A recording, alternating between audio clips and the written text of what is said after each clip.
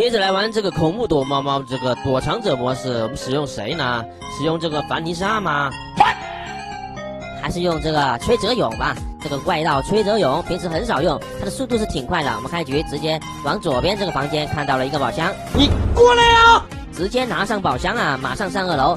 哇，这一局开局就是挺不错的呀，直接上2楼吧。现在等 BOSS 出现，我们上到2楼可能会拿到第2颗宝石也说不定呢，看看能不能行啊。这个 BOSS 出现了，我们赶紧但是我觉得我身上有2个这个傀儡娃娃呀，我们用吸引一下 BOSS 吧，让同伴多拿一点这个宝石也是可以的。我们等一下用掉一个这傀儡娃娃，我们其实用加速功能加速一下，让绕一下。现在把 BOSS 调起的这个团团转啊，不行就用一个傀儡娃娃，还是可以的，拖了这个 BOSS 很久很久啊。这个就叫专业。那我们赶紧小心这个气球，还是被盯上了吗？不会吧？我看看，还好，我们再使用这个傀儡娃娃，这2个傀儡娃娃发挥了很大的作用啊。我们等一下马上上2楼，现在已经卡住了，已经站着了。那我们继续找我们的方块，找我们的这个宝箱。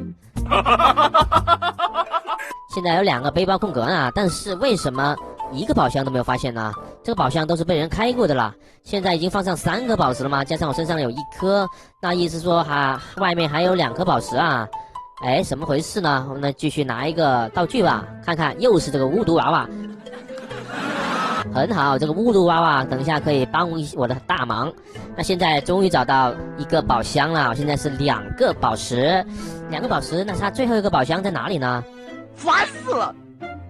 那我们继续寻找一下，我们等一下再下去放上我们的这个宝石，还是问题不大的。毕竟我身上有一个这个傀儡娃娃可以保命用。那我们再转一下，在2楼继续寻找一下。1 hour later， 说不定能找到呢。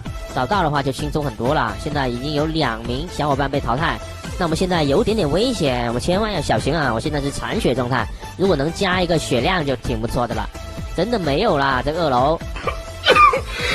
2楼没有的话，我感觉可以下去放上我们的宝石了。现在已经就差我们了，我们2颗宝石，我们现在赶紧下去吧。走哪里比较好呢？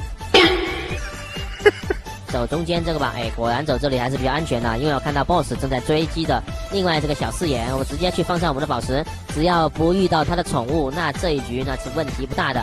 小心，他的这个宠物竟然没有发现我呀，发现了我也没什么，因为我有这个傀儡娃娃可以保1条命，放上2个宝石吧，赶紧取得比赛的胜利啊！